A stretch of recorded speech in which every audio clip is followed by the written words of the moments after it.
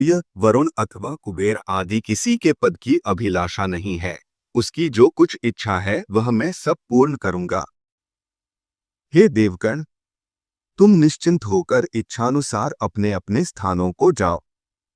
मैं तपस्या में लगे हुए उस बालक को निवृत्त करता हूँ। श्री पराशरजी बोले, देवाधिदेव भगवान के ऐसा कहने पर इंद्र आदि समस्त देवगण उन्हें प्रणाम कर अपने अपने स्थानों को गए। सर्वात्मा भगवान हरि ने भी ध्रुव की तन्मयता से प्रसन्न हो उसके निकट चतुर्भुज रूप से जाकर इस प्रकार कहा। श्री भगवान बोले, हे उत्तानपाद के पुत्र ध्रुव, तेरा कल्याण हो। तपस्या से प्रसन्न होकर तुझे वर देने के लिए प्रकट हुआ हूँ। हे सुव्रत, तो वर मांग। तूने संपूर्ण बाह्य विषयों से उपरत होकर अपने चित्त को मुझ में ही लगा दिया है। आठ मैं तुझसे अति संतुष्ट हूँ। अब तू अपनी इच्छानुसार श्रेष्ठ वर मांग। श्री पराशरजी बोले, देवाधिदेव भगवान के ऐसे वचन सुनकर बालक ध्रुव ने आंखें खोली और अपनी ध्यानावस्था में देखे हुए भगवान हरि को साक्षात अपने सम्मुख खड़े देखा।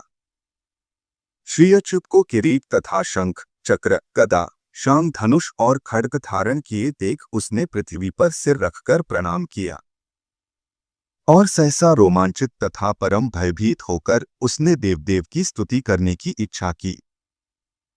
किंतु इनकी स्तुति के लिए मैं क्या कहूँ? क्या कहने से इनका स्तवन हो सकता है? यह न जानने के कारण वह चित्त में व्याकुल हो गया और अंत में उसने उन देवदेव की ही शरण ली। फिर कहा, भगवान, आप यदि मेरी तपस्या से संतुष्ट हैं तो मैं आपकी स्तुति करना चाहता हूँ। आप मुझे यही वर दीजिए जिससे मैं स्तुति कर सकूं।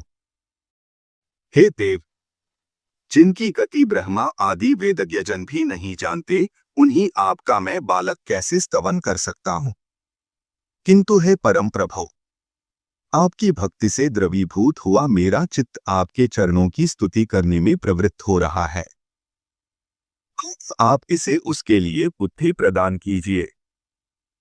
श्री पराशरजी बोले, हे द्विजवर्य, तब जगतपति श्री गोविंद ने अपनी संगी हाथ जोड़े खड़े हुए उस उत्तानपाद के पुत्र को अपने वेदमय शंख के अंत वेदांतमय भाग से छू दिया।